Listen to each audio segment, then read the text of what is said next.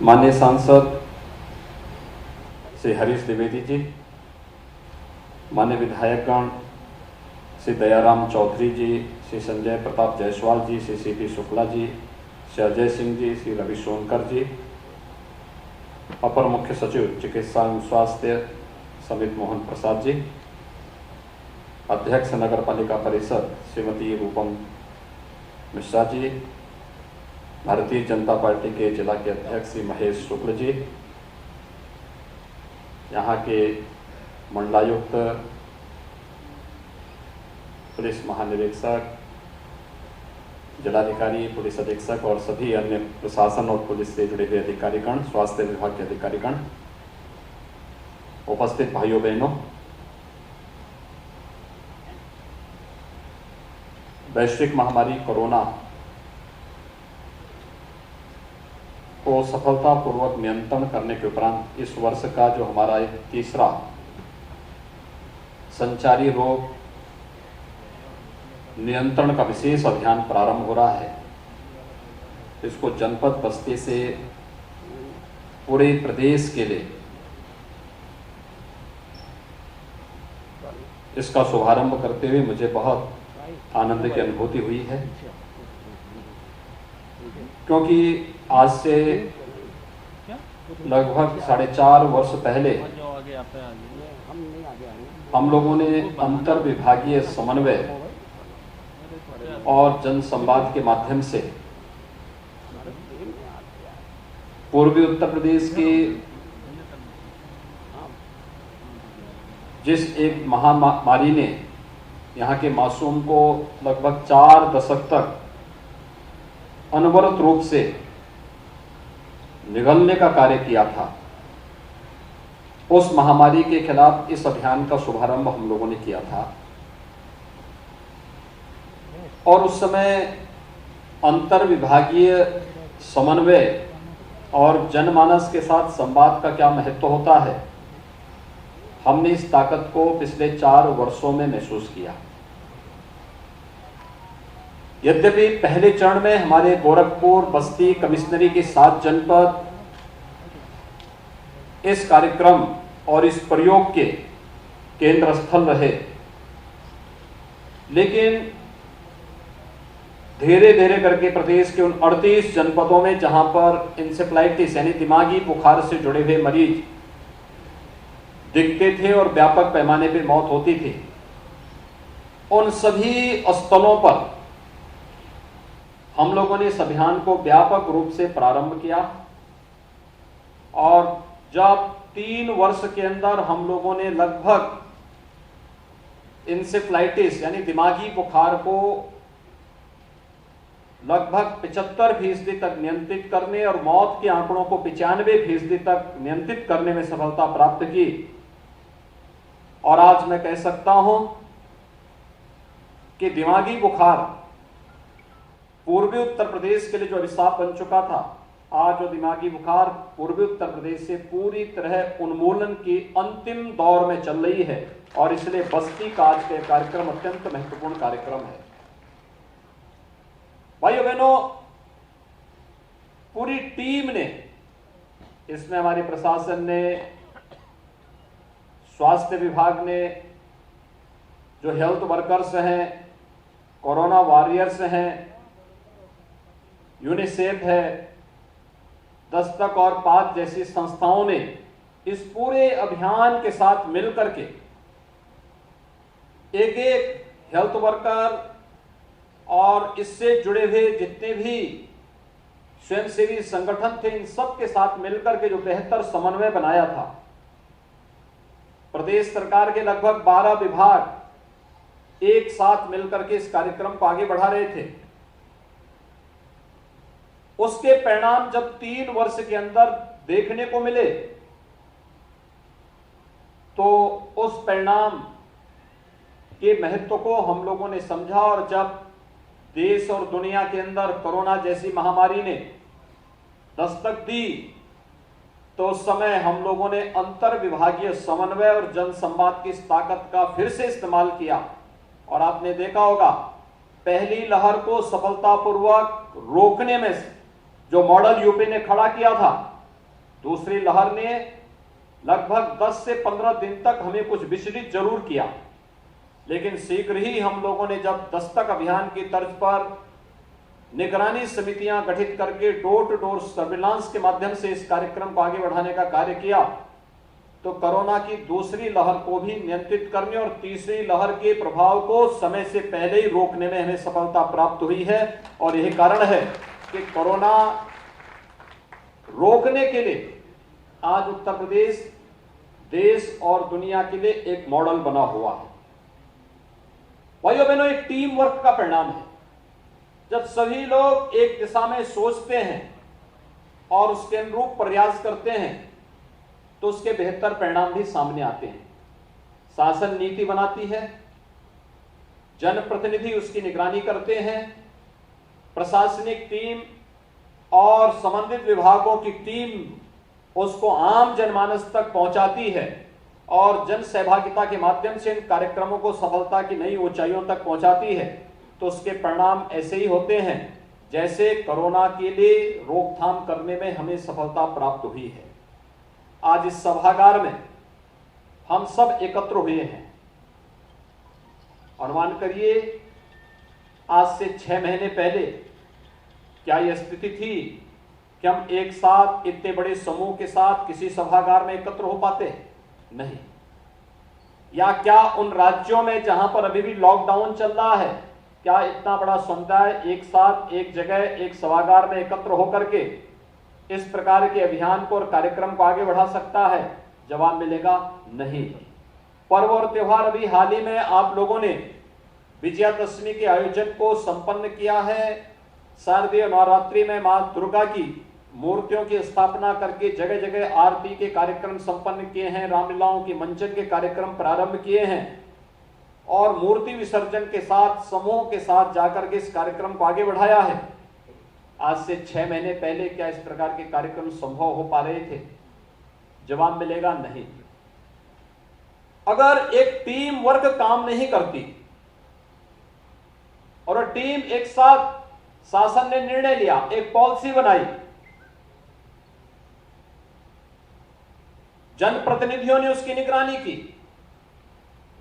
प्रशासनिक टीम, स्वास्थ्य विभाग की टीम और सभी संबंधित विभागों के एक एक कर्मी ने उसको निचले स्तर तक, जमीनी स्तर तक पहुंचाने का काम किया और जनमानस की सहभागिता स्वयंसेवी संगठनों के माध्यम से, यूनिसेफ के माध्यम से, 5 जैसी संस्थाओं के माध्यम से प्रारंभ हुआ, तो उसके परिणाम एक साथ इतनी ताकत, इतने लोगों की भावनाएं और इतने लोगों का प्रयास एक साथ जब प्रारंभ हुआ तो उसका परिणाम रहा कि कोरोना उत्तर प्रदेश देश की सबसे बड़ी आबादी के राज्य से पूरी तरह समाप्त होता हुआ दिखाई दिया। न केवल हम लोग नागरिकों के जीवन को बचाने में सफल हुए, बल्कि जीविका के साथ साथ आस्था को भी सम्मान देने में हमें सफलता प्राप्त हुई और सभी पर्व और त्योहार सकुशल संपन्न करने के लिए भी एक माहौल हमें प्राप्त हुआ। भाइयों बहनों, ये जो संचारी रोग हैं, ये मौसमी बीमारियां हैं, मौसम के साथ आती हैं और व्यापक नुकसान करते हुए फिर चली जाती हैं। आपने देखा होगा असमय मौसम अतिवृष्टि के कारण व्यापक पैमाने पे फसलों का नुकसान हुआ है। ऐसे जब असमय मौसम बिगड़ता है तो केवल जन और धन की हानि अपने उस प्रभाव से नहीं करती, बल्कि उसके बाद वो तमाम प्रकार की बीमारियों को भी छोड़ती हुई जाती है। अगर समय रहते हम उससे सावधान नहीं हुए तो उसका परिणाम क्या होगा?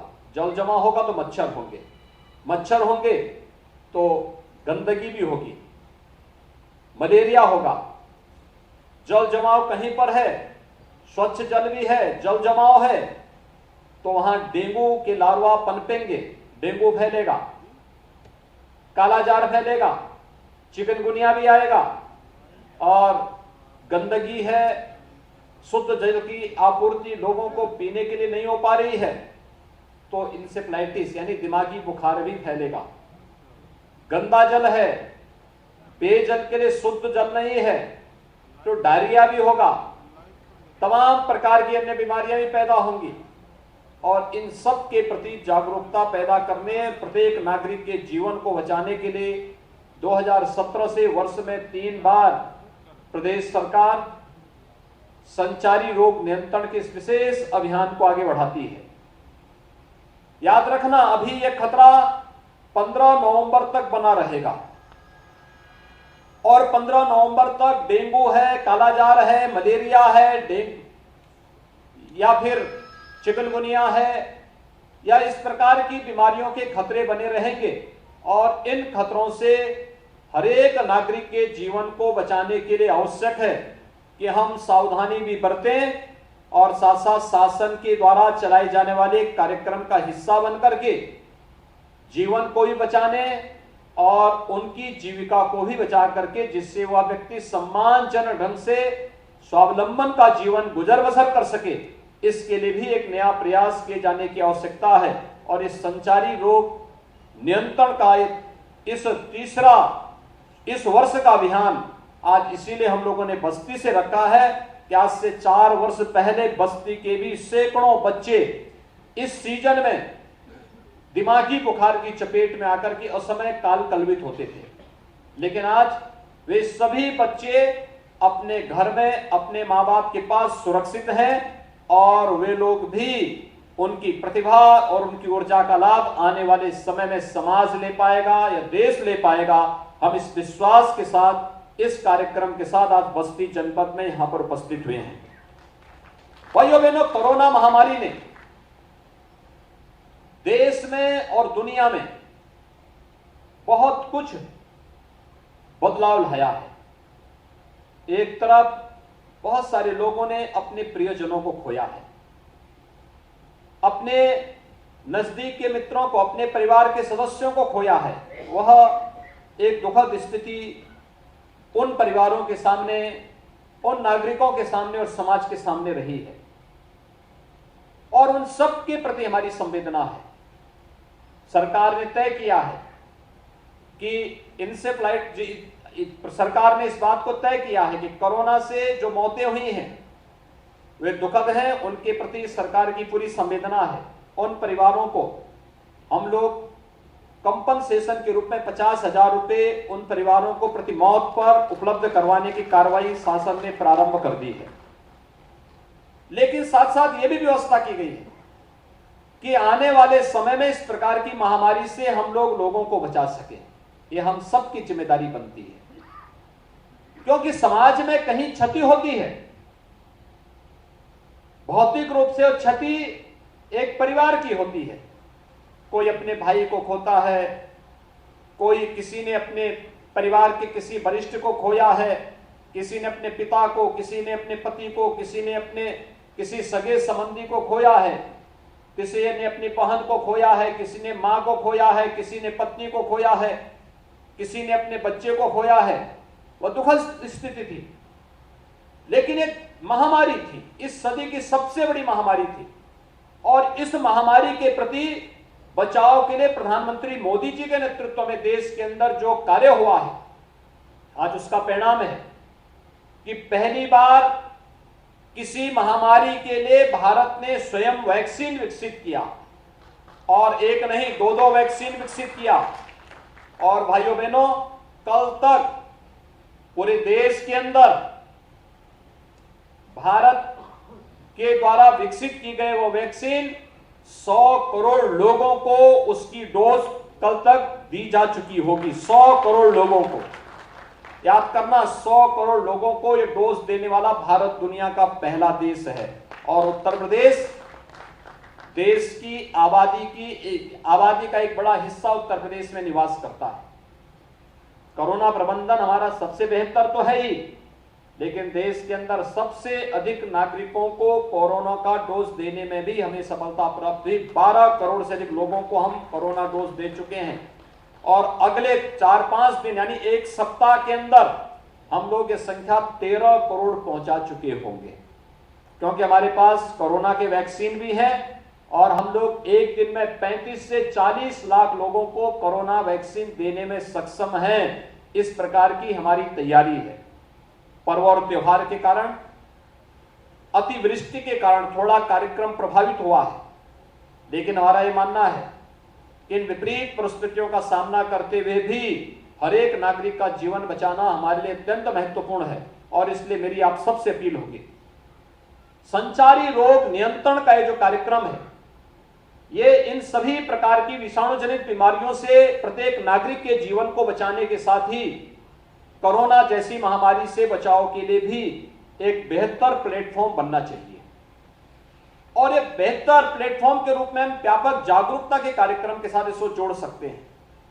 इसमें आपने देखा होगा, निगरानी समितियां घर घर जाती थी, घर घर में दस्तक देती थी, वहां पे जो भी संदिग्ध व्यक्ति मिलता था उस व्यक्ति को वे लोग मेडिसिन किट उपलब्ध करवाती थी और अगले 24 घंटे के अंदर आरआरटी की टीम वहां जाती थी और रैपिड रिस्पांस टीम वहां जाकर के उनका कोरोना टेस्ट कराती थी। अगर वह पॉजिटिव निकले और सिम्टोमेटिक हैं तो उनको होम आइसोलेशन में रख दिया जाता था, घर में अलग से व्यवस्था अगर है तो, और नहीं है तो उन स्थितियों में उन्हें हॉस्पिटल पहुंचाने की व्यवस्था होती थी। हॉस्पिटल में उनको बेहतर उपचार की सुविधा देने का प्रयास होता था।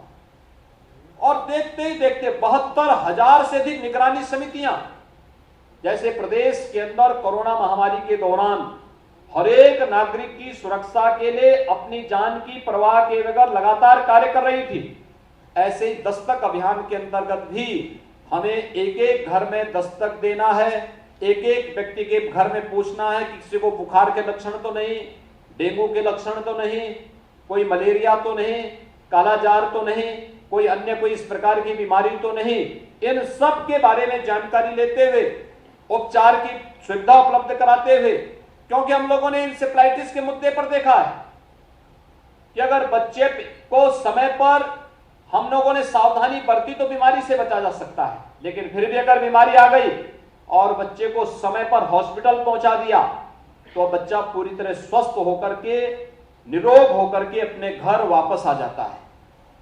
थोड़ी लेट की तो शारीरिक या मानसिक विकार उसमें आ जाते थे, उसको स्वस्थ होने में तत्काल बीमारी से तो स्वस्थ होता था, लेकिन पूर्ण रूप से स्वस्थ होने में उसको 5-6 वर्ष लग जाते हैं। आप सोचिए, किसी बच्चे के बचपन के 5-6 वर्ष किसी बीमारी के चपेट में आ जाएंगे, उस बेचारे का पूरा जीवन बाधित हो जाता है। और इसमें दूसरी सावधानी, और तीसरा, अगर लेट ज्यादा हो गया तो फिर उसके जीवन को बचाने में भी बहुत कठिनाई है। भाइयों बहनों, मृत्यु दर कोरोना में उत्तर प्रदेश ने बेहतरीन प्रदर्शन किया है। अब तक 1.3% उत्तर प्रदेश के अंदर मृत्यु दर रही है, जबकि इंसेफ्लाइटिस में यह मृत्यु दर कितनी ज्यादा थी, 20 से 25% तक थी। यानी अगर 100 लोगों को, 1000 लोगों को अगर दुर्भाग्य से कोरोना हुआ होगा तो उस समय लगभग 13 लोगों की मौत उस दौरान हुई है। लेकिन अगर याद करिए, 1000 लोग अगर इंसेफ्लाइटिस की चपेट में आते तो उससे मरने वालों की संख्या लगभग 130 होती थी। ये थी जब इंसेफ्लाइटिस का कहर पूर्वी उत्तर प्रदेश में देखने को मिलता था। 13 में और 130 में बहुत ज्यादा अंतर है। 130 में 260 के आसपास उसकी मौत के आंकड़े आते थे, 260 में और 13 में बहुत अंतर है। और उस इंसेफ्लाइटिस को पूरी तरह नियंत्रित करने में हमें सफलता प्राप्त हुई है।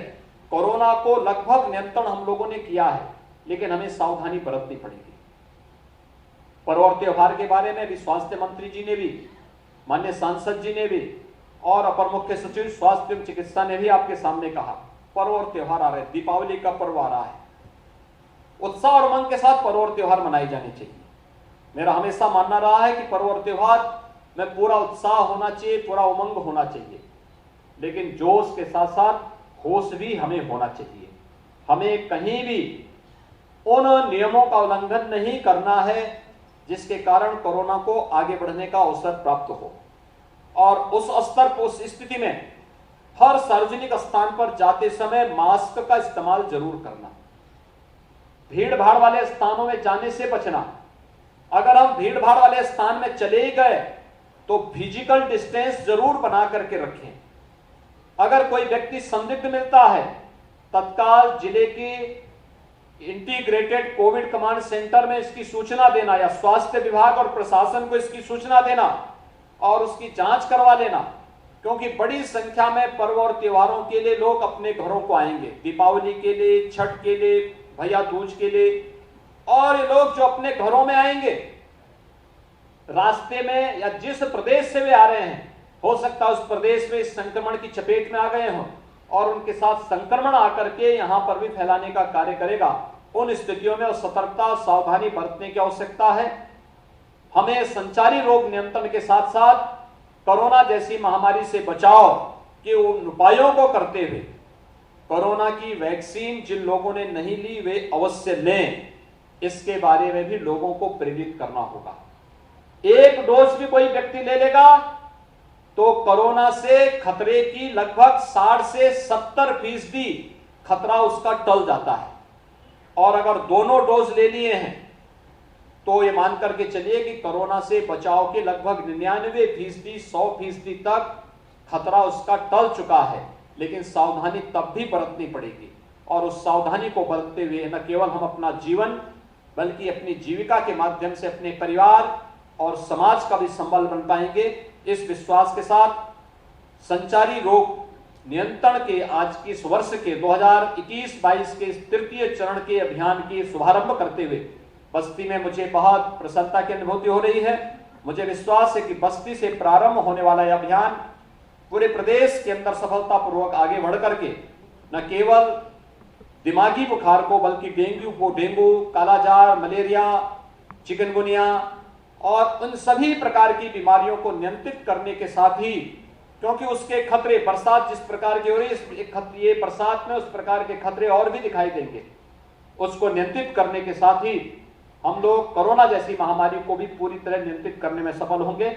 आप सबके प्रति मेरी शुभकामनाएं। आप सबको दीपावली की मंगलमय शुभकामनाएं व्यक्त करते हुए वाणी को देता हूं विराम। धन्यवाद। जय जय श्री राम।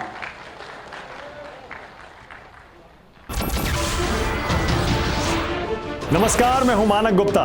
अगर आपको हमारा ये वीडियो पसंद आया हो तो इसे लाइक और शेयर जरूर करें और हाँ, हमें सब्सक्राइब और फॉलो करना ना भूलें ताकि आप देश और दुनिया की कोई खबर मिस ना करें। तो जुड़े रहिए हमारे साथ और देखते रहिए न्यूज़ 24।